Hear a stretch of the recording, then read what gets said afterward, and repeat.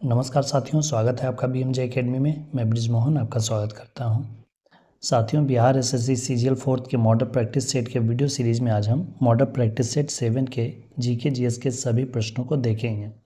साथियों, Bihar SSC CGL 3 बार हो चुका है।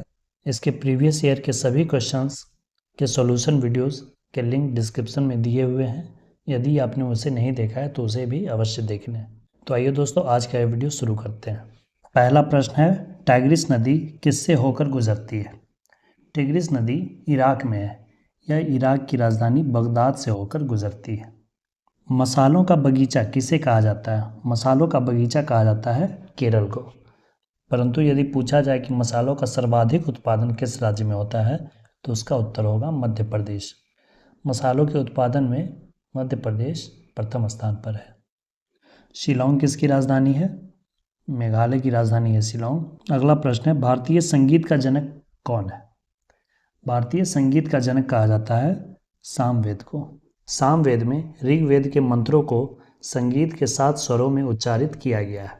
7 स्वरों का सर्वप्रथम प्रयोग सामवेद में ही किया गया है, इसलिए सामवेद को भारतीय संगीत का जनक कहा जाता है।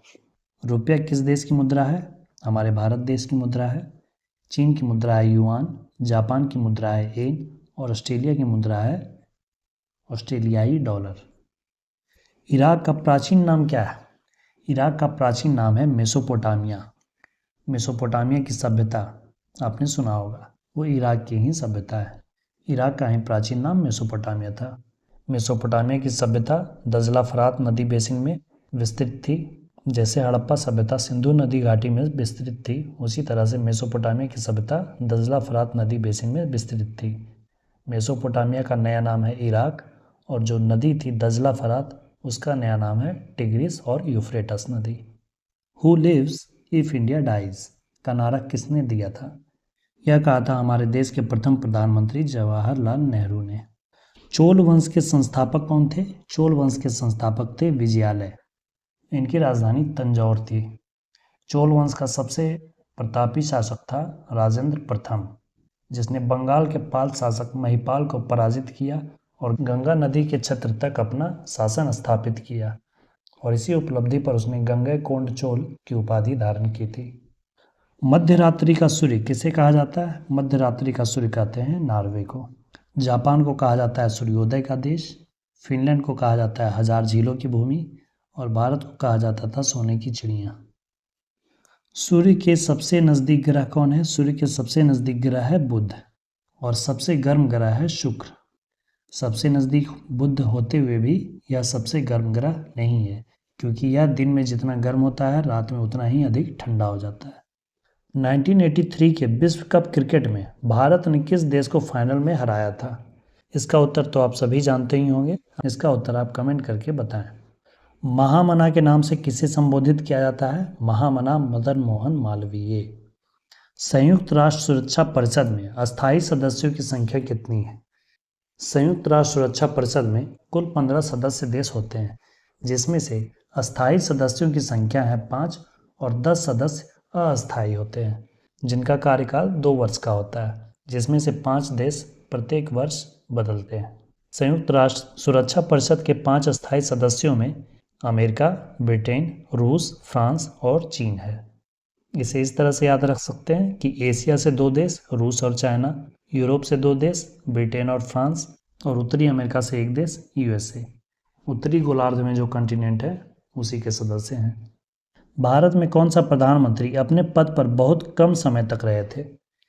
इनमें से सबसे कम समय पर प्रधानमंत्री पद पर गुलजारी लाल नंदा रहे। गुलजारी लाल नंदा कार्यवाहक प्रधानमंत्री के रूप में 2 बार प्रधानमंत्री पद की शपथ ली थी। फुटबॉल वर्ल्ड कप यानी फीफा कितने वर्ष बाद आती है? फीफा 4 वर्षों पर होती है। प्रथम पंचवर्षीय योजना की अवधि क्या थी? प्रथम पंचवर्षीय योजना की अवधि थी 1951 से 1956 तक। प्रथम पंचवर्षीय योजना हेराल्ड डॉमर मॉडल पर आधारित थी। इस योजना में सर्वोच्च प्राथमिकता कृषि को दी गई थी, और द्वितीय पंचवर्षीय योजना में सर्वोच्च प्राथमिकता भारी उद्योगों को दी गई थी, जिसमें दुर्गापुर, भिलाई, राउरकेला इस्पात कारखानों की स्थापना की गई थी। साथियों, आप कमेंट करके बताएं कि द्वितीय पंचवर्षीय योजना किस मॉडल पर आधारित थी। सारे जहां से अच्छा हिंदुस्तान हमारा, किसने लिखा था? इसे लिखा था इकबाल ने। चेरी ब्लॉसम क्या है? चेरी ब्लॉसम वर्षा है। मानसून आने से पहले कर्नाटक में जो वर्षा होती है उसे चेरी ब्लॉसम नाम दिया गया है। चेरी ब्लॉसम कर्नाटक में कहवा की खेती के लिए काफ़ी अच्छी होती है। मानसून पूर्व वर्षा को अलग अलग राज्यों में अलग अलग नामों से जाना जाता है। जैसे पश्चिम बंगाल में इसे काल वैसाखी के नाम से जाना जाता है। यूरोप का मरीज किस देश को कहा जाता है? एशिया का मरीज कहते हैं चीन को, और यूरोप का मरीज कहते हैं तुर्की को। अफ्रीका के ट्रॉपिकल घास के मैदान को क्या कहते हैं? अफ्रीका के ट्रॉपिकल घास के मैदान को सवाना कहा जाता है, यानी कि उष्णकटिबंधीय घास के मैदान को सवाना कहते हैं। गीत गोविंद के रचनाकार कौन है? गीत गोविंद के रचनाकार हैं जयदेव। बाणभट्ट ने कादंबरी की रचना की थी। सूरदास ने सूरसागर की रचना की थी। वेद व्यास ने महाभारत की रचना की थी। लॉ-एस के निर्यातक और नौसैनिक अड्डे के रूप में निम्नलिखित में से कौन सा बंदरगाह सर्वाधिक महत्वपूर्ण है? लॉ-एस का निर्यात और नौसैनिक अड्डे के लिए महत्वपूर्ण बंदरगाह है विशाखापत्तनम। विशाखापत्तनम एक प्राकृतिक बंदरगाह है जो कि भारत का सबसे गहरा बंदरगाह है। निम्नलिखित में से किस सत्याग्रह आंदोलन में गांधी जी ने प्रत्यक्ष रूप से भाग नहीं लिया? इसका उत्तर होगा राजकोट। भारत की प्रसिद्ध लैगून झील कौन है? लैगून झील है चिल्का झील। पहला T20 विश्व कप क्रिकेट किस देश ने जीता था? पहला T20 विश्व कप 2007 में हुआ था। इसका फाइनल मैच भारत और पाकिस्तान के बीच हुआ था, जिसमें भारत जीता था।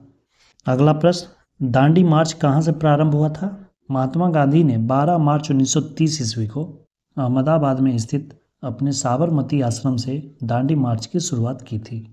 भारत सरकार के राज्य चिन्ह में मौर्य साम्राज्य से क्या लिया गया है? भारत का राज्य चिन्ह अशोक के सारनाथ स्तंभ से लिया गया है, जिसमें 4 सिंह है। इसे 26 जनवरी 1950 को राष्ट्रीय चिन्ह के रूप में अपनाया गया था। नृत्य मोहिनी अट्टम का विकास कहाँ हुआ था? मोहिनी अट्टम केरल का शास्त्रीय नृत्य है। राज्यसभा को भंग करने के लिए निम्नलिखित में से कौन सक्षम है? किसी भी पद या संस्था में यह शक्ति नहीं है कि राज्यसभा को भंग कर सके। राज्यसभा एक अस्थायी सदन है, इसे भंग नहीं किया जा सकता है। विश्व की सबसे गहरी खाई मेरियाना खाई, मेरियाना गर्त कहाँ स्थित है? यह स्थित है प्रशांत महासागर में। विश्व जनसंख्या दिवस कब मनाया जाता है? विश्व जनसंख्या दिवस मनाते हैं 11 जुलाई को। 11 जुलाई 1987 ईस्वी को विश्व की जनसंख्या 5 अरब को क्रॉस कर गई थी, इसलिए 11 जुलाई को ही प्रत्येक वर्ष विश्व जनसंख्या दिवस मनाया जाता है। भारत का पहला इंजीनियरिंग कॉलेज कहाँ स्थापित किया गया? भारत का पहला इंजीनियरिंग कॉलेज रुड़की में 1847 ईस्वी में स्थापित किया गया था। सेंट्रल एक्सटर्नल लेंजा डिपार्टमेंट किस देश की गुप्तचर संस्था है? यह चीन की गुप्तचर संस्था है। जैसे भारत की गुप्तचर संस्था है रॉ IB, रूस की गुप्तचर संस्था है KGB, पाकिस्तान की गुप्तचर संस्था है ISI, इसी तरह से इजराइल की गुप्तचर संस्था है मोसाद, जिसे कि विश्व का नंबर 1 गुप्तचर संस्था माना जाता है। साइना नेहवाल किस खेल से संबंधित है? ये बैडमिंटन खेलती हैं। संसद के 2 सत्रों के बीच अधिकतम कितने महीने का अंतराल हो सकता है? यह प्रश्न कई बार पूछा गया है। इसका उत्तर होगा 6 महीने। संसद के 2 सत्र के बीच 6 माह से अधिक का अंतराल नहीं हो सकता है। क्षारीय विलयन का pH मान क्या होता है? क्षारीय विलयन का pH मान 7 से अधिक होता है।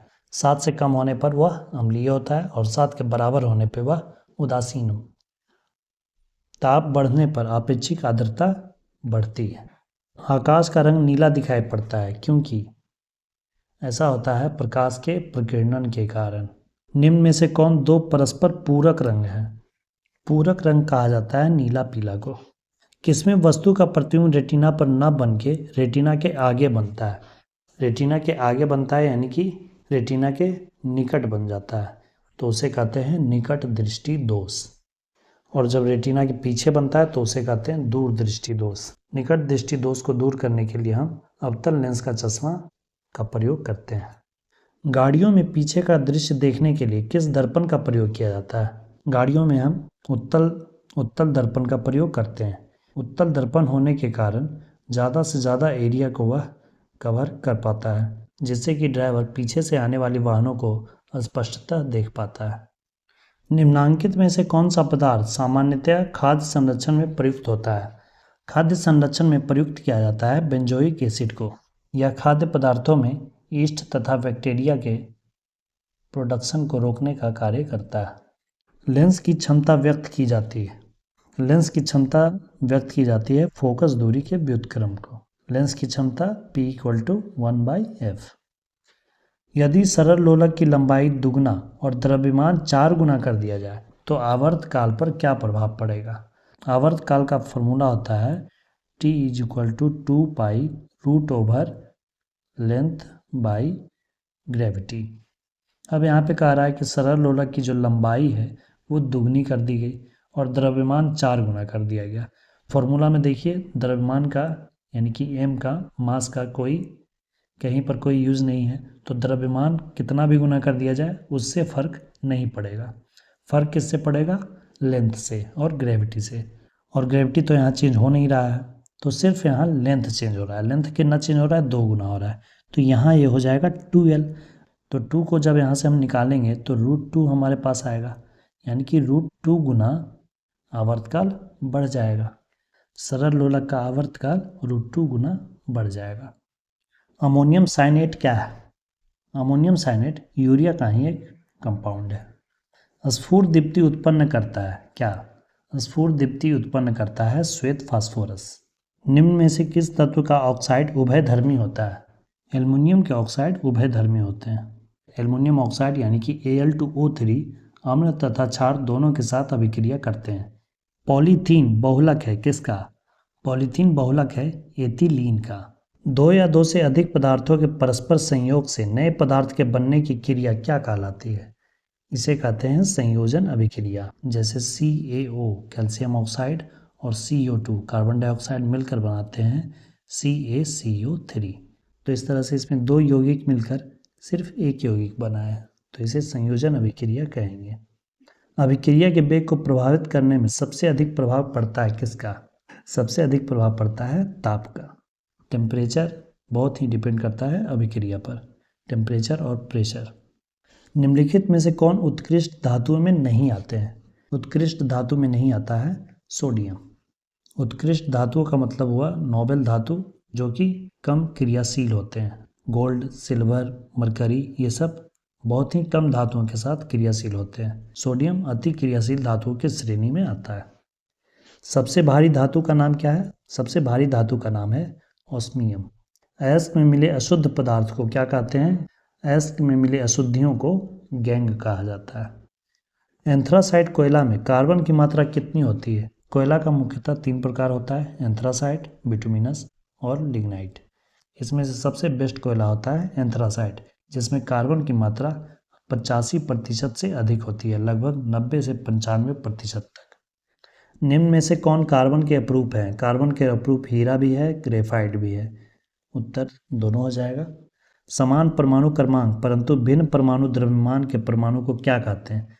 परमाणु क्रमांक समान है यानी कि उनका स्थान सेम है तो उसे कहते हैं समस्थानिक।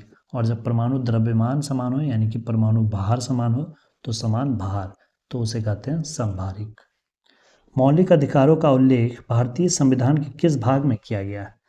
भारतीय संविधान के भाग 3 में मौलिक अधिकारों का उल्लेख किया गया है, जिसमें अनुच्छेद 12 से लेकर अनुच्छेद 35 तक मौलिक अधिकारों का वर्णन किया गया है। अगला प्रश्न है, हेमिस महोत्सव भारत के किस राज्य या संघ शासित प्रदेश में मुख्य रूप से मनाया जाता है? हेमिस महोत्सव मनाया जाता है लद्दाख में। यह महोत्सव भारतीय बौद्ध संत गुरु पद्मसंभव की जयंती पर मनाया जाता है। छत्तीसगढ़ की बैलाडीला पर्वत श्रेणी निम्नलिखित में से किस खनिज के लिए प्रसिद्ध है? छत्तीसगढ़ का बैलाडीला लौह अयस्क के लिए प्रसिद्ध है। ओलंपिक ध्वज में छल्लों की कुल संख्या कितनी होती है? ओलंपिक ध्वज में छल्लों की कुल संख्या 5 होती है, जो कि इस तरह से आप देखते होंगे, जिसमें कि पांचों छल्ले अलग अलग रंगों के हैं, जो कि 5 महाद्वीपों का प्रतिनिधित्व करते हैं: एशिया, यूरोप, अफ्रीका, उत्तरी और दक्षिणी अमेरिका तथा ऑस्ट्रेलिया। हरित क्रांति से जुड़े महत्वपूर्ण संस्थानों में से एक भारतीय कृषि अनुसंधान संस्थान है। यह कहाँ स्थित है? भारतीय कृषि अनुसंधान संस्थान नई दिल्ली में स्थित है। अगला प्रश्न है, रण उत्सव निम्नलिखित में से किस राज्य में मनाया जाता है? रण उत्सव गुजरात के कच्छ में मनाया जाता है। इसे कच्छ का कार्निवल भी कहा जाता है। इसकी शुरुआत 2006 में हुई थी। 1928 से 1980 के बीच भारत ने ओलंपिक में कितने स्वर्ण पदक जीते? 1928 से 1980 तक भारत ने कुल 8 स्वर्ण पदक जीते थे, जिसमें से 8 स्वर्ण पदक भारतीय पुरुष हॉकी टीम ने ही जीते। उसके बाद 2008 में बीजिंग ओलंपिक में अभिनव बिंद्रा ने निशानेबाजी में स्वर्ण पदक जीता और फिर 2020 में टोक्यो ओलंपिक में नीरज चोपड़ा ने जेवलिन थ्रो में स्वर्ण पदक जीता। इस तरह भारत ने ओलंपिक में 10 स्वर्ण पदक जीते हैं। बृहद कथा कोश पुस्तक के लेखक कौन है? इस पुस्तक के लेखक है हरिसेन। हरिसेन की ही पुस्तक है प्रयाग प्रशस्ति, जिसमें समुद्रगुप्त के विजय का उल्लेख किया गया है। निम्नलिखित में से कौन सी श्रीलंका की एक पारंपरिक नृत्य शैली है? श्रीलंका की पारंपरिक नृत्य शैली है कैंडियन नृत्य। बिहू असम की नृत्य है, भरतनाट्यम तमिलनाडु का है और कथक यूपी का है। भारत के सबसे ऊंचे जलप्रपातों में से एक जोग जलप्रपात किस नदी का महाजलप्रपात है? जोग जलप्रपात कर्नाटक में शरावती नदी पर स्थित है। नर्मदा नदी पर धुआंधार जलप्रपात है जो कि मध्य प्रदेश में है, और कावेरी नदी पर शिव समुद्रम जलप्रपात है। त्रिशूर पूरम उत्सव निम्नलिखित में से किस राज्य में मनाया जाता है? त्रिशूर पूरम उत्सव केरल राज्य में मनाया जाता है। दक्षिण एशियाई खेलों का आयोजन सर्वप्रथम किस वर्ष में हुआ था? साउथ एशियन गेम्स का आयोजन सर्वप्रथम 1984 ईस्वी में नेपाल में हुआ था। यह प्रत्येक 2 वर्ष पर खेले जाने वाला बहु खेल प्रतियोगिता है, जिसमें सार्क के 7 सदस्य देशों के खिलाड़ी भाग लेते हैं। शतरंज के वर्गाकार खानों की 36 पंक्तियों को क्या कहा जाता है? शतरंज में इस तरह के 8 खाने बने होते हैं, जिसमें से जो 36 पंक्तियाँ होती है उसे रैंक कहा जाता है, और जो वर्टिकल पंक्तियाँ होती है उसे फाइल कहते हैं। भारत में सूचना प्रौद्योगिकी उद्योग का प्रमुख केंद्र निम्न में से किसे माना जाता है? सूचना प्रौद्योगिकी उद्योग का प्रमुख केंद्र माना जाता है बेंगलुरु को। बेंगलुरु को भारत का सिलिकॉन वैली भी कहा जाता है। साथियों, ये थे जीके जीएस के सभी 75 प्रश्न जिसे हमने देखा। साथियों, इसके पहले के वीडियो में मैंने प्रीवियस ईयर में पूछे गए प्रश्नों की संख्या पर एक डिटेल वीडियो बनाया था। यदि आपने उस वीडियो को नहीं देखा है तो उसे आप अवश्य देख लें। उसका लिंक भी डिस्क्रिप्शन में दिया हुआ है। और साथियों, वीडियो हेल्पफुल लगे तो प्लीज़ अपने दोस्तों और स्टडी ग्रुप्स में भी शेयर करें। वीडियो को अंत तक देखने के लिए धन्यवाद दोस्तों। मिलते हैं अगले वीडियो में इसके अगले सेट के साथ। जय हिंद, वंदे मातरम।